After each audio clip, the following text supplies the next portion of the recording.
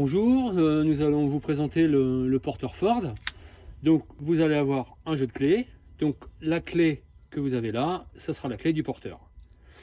Les petits pictogrammes où je vais faire souvent référence, c'est facile. Cadenas ouvert, vous ouvrez le véhicule. Mais vous ouvrez que le porteur, pas forcément la cellule. Cadenas fermé, vous fermez le porteur. Ce petit pictogramme là est obsolète. En fait, il n'est pas inhérent au véhicule. Ça concerne simplement les véhicules utilitaires. Vous pourrez fermer le porteur, comme je vous ai montré. Par contre, cette clé là, c'est la clé de la cellule qui vous permettra de fermer l'ensemble du véhicule, hormis le porteur que vous avez ici. Alors, la clé qui vous permettra bien sûr de démarrer, vous permettra aussi d'ouvrir le capot moteur. Vous insérez la clé, vous tournez dans le sens inverse des aiguilles d'une montre dans un premier temps et dans le sens des aiguilles d'une montre dans un deuxième temps qui vous permettra d'ouvrir le capot. Ici, vous n'avez pas accès à votre batterie. En fait, la batterie moteur se situe sous le siège conducteur. Si malheureusement vous avez un problème de démarrage, vous pouvez malgré tout accéder par un système qui se trouve ici. Vous avez donc le petit plus qui vous permettra, lorsque vous aurez des câbles, de mettre le plus sur le boulon et vous trouverez une masse sur le véhicule. Ce système-là, vous l'avez bien sûr en explication plus pointue sur les notices. Donc là, on va voir les différents niveaux. Donc ici, vous retrouvez le liquide de refroidissement. Ici, vous allez retrouver le liquide de frein. L'appoint en huile se fait ici et la jauge se trouve ici. Ici, vous retrouvez le liquide de direction et là, vous allez avoir le liquide de la glace. Normalement, les appoints que vous aurez à faire se situeront juste au niveau de la glace. Le reste, c'est juste pour un contrôle. Si malheureusement, vous avez un voyant qui s'allume anormalement au niveau du tableau de bord, ce que vous faites dans un premier temps, vous appelez la concession. Et à ce moment-là, on vous donne les indications, ce qui vous permettra éventuellement de refaire l'appoint comme on a vu. Et à ce moment-là, prenez rendez-vous pour parer au mieux. Donc, nous allons bien sûr mettre du carburant. Donc, la trappe n'est pas ouverte, ne peut pas être ouverte comme ça. Il faut absolument ouvrir votre portière. Ce qui permettra d'ouvrir le volet. Vous aurez dans un premier temps le carburant ici. Diesel, c'est noté, il n'y a pas de souci. Et en dessous, vous aurez la déblue. Donc la déblue, il faudra penser bien sûr à en mettre régulièrement de manière à ne pas avoir de problème ultérieurement. Et est indiqué sur l'autocollant ici. Alors, ici, vous allez retrouver le réglage du rétroviseur. Donc, vous basculez vers la gauche, ce qui vous permettra d'accéder au miroir de gauche. Et à ce moment-là, vous basculez le joystick à gauche et à droite pour régler de gauche à droite, et en haut et en bas, de haut en bas bien sûr, et vous remettez à 0.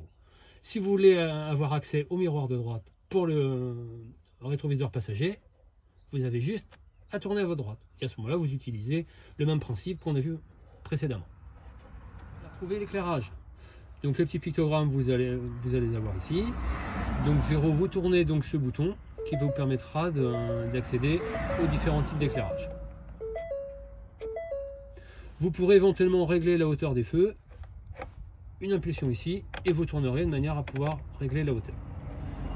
Et vous avez ici l'anti-brouillard sur ce petit pictogramme.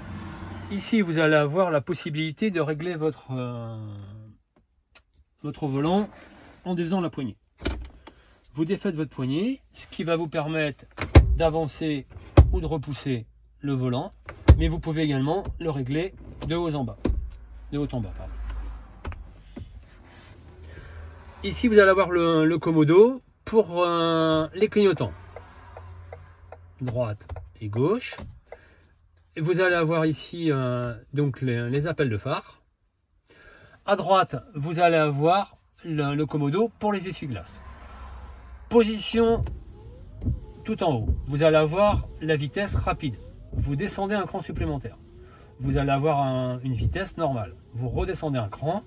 Vous allez avoir un réglage en mode temporisation que vous réglerez ici.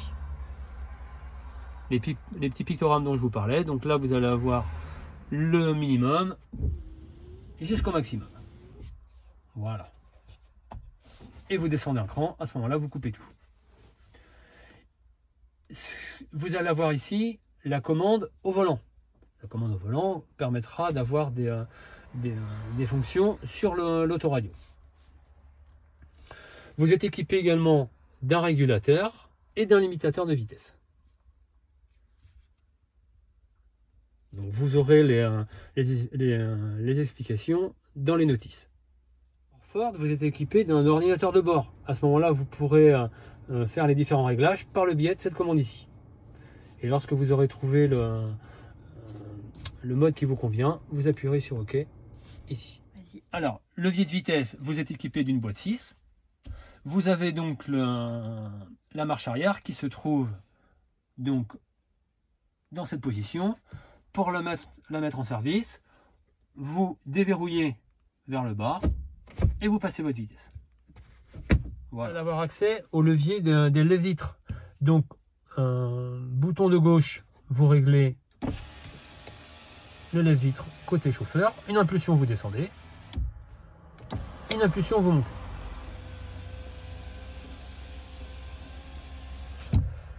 Le bouton de droite, bien sûr, concernera les vitres côté passager. En l'occurrence, sur les vitres-là, ça va être une impulsion. La vitre s'arrête. Il faudra maintenir de manière à la descendre en continu, complètement. Et ce sera idem pour la lever.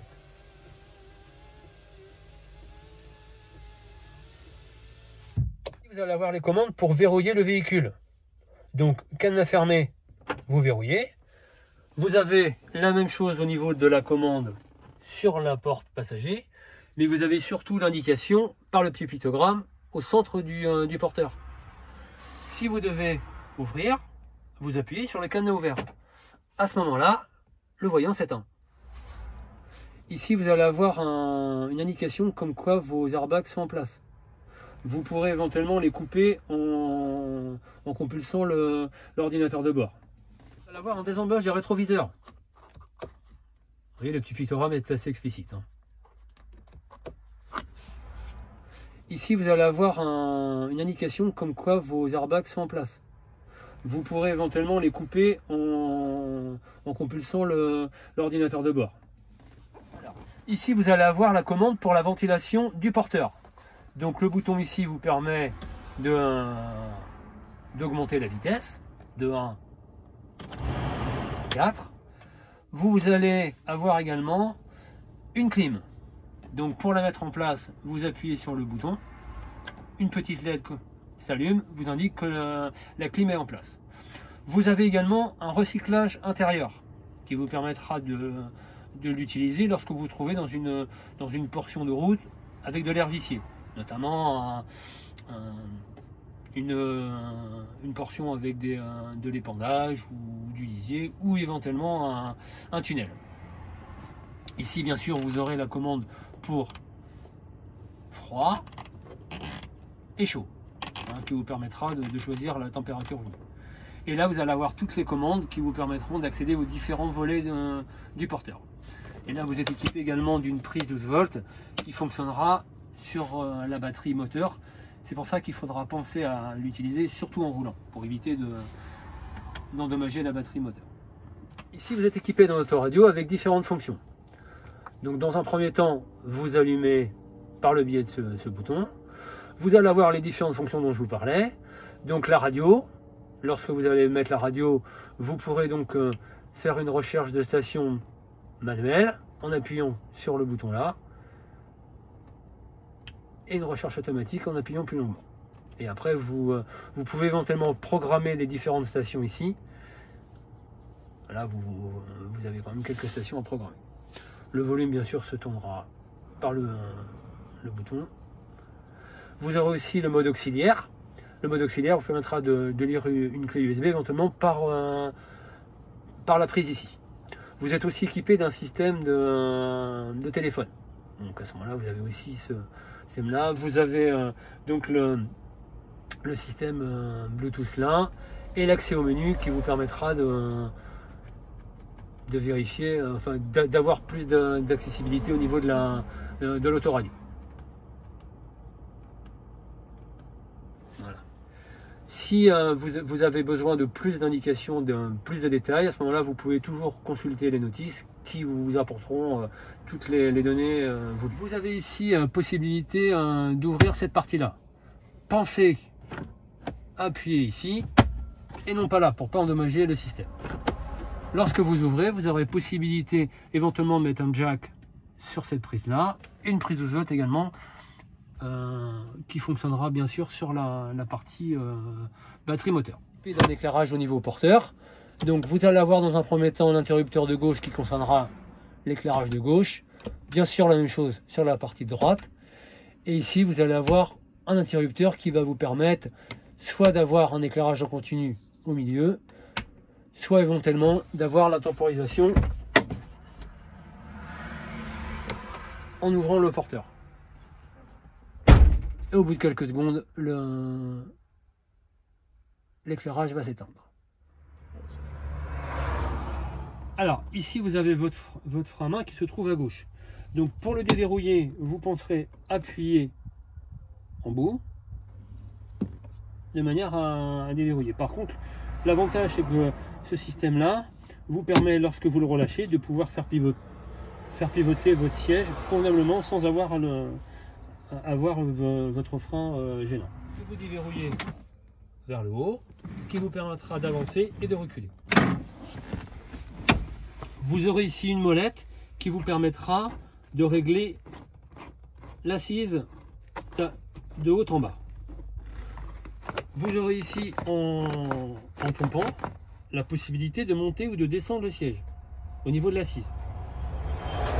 Ici, vous aurez la possibilité de régler le dossier par le biais de la molette. Vos accoudoirs, vous pouvez les régler. Pour les régler, il faut monter ou descendre. Chaque rang va vous permettre de changer de position. Et vous êtes équipé d'accoudoirs gauche et droite sur le fauteuil conducteur, de même sur le fauteuil passager. Si vous voulez faire pivoter votre siège, à ce moment-là, vous avez cette poignée ici qui vous permettra de vous déverrouiller. Vous faites pivoter votre siège tout doucement afin d'éviter que le fauteuil ne frotte sur le porteur. Si vraiment vous avez le fauteuil trop reculé, à ce moment-là, pensez à avancer de manière à ce qu'il n'y ait pas de souci. Et du fait qu'on ait vu le réglage du volant précédemment, ce qui vous permettra justement d'éviter d'avoir des problèmes pour le pivotement. Le système est également le même sur le fauteuil passager. Vous n'avez pas de roue de secours dans votre véhicule. Par contre, vous avez un kit anti-crevaison.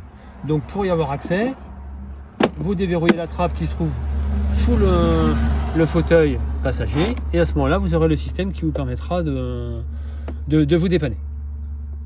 Vous êtes équipé d'airbag sur votre véhicule. Mais si éventuellement vous voulez couper ce système-là sur le fauteuil passager, vous utiliserez donc la clé du porteur et vous l'insérerez là, ce qui vous permettra de tourner on et off de manière à couper ou de le mettre en place. Alors, vous avez la possibilité sur vos rétroviseurs de rabattre dans un sens, mais également dans un autre. Donc bien sûr, ce système-là est aussi utilisé d'un côté comme de l'autre, passager ou conducteur, bien sûr.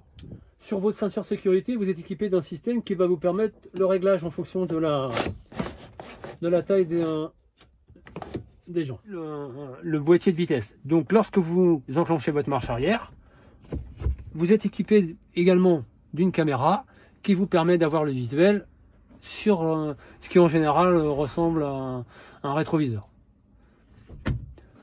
Vous pouvez également avoir l'image en continu en appuyant sur ce petit pictogramme. Et vous l'éteignez ici.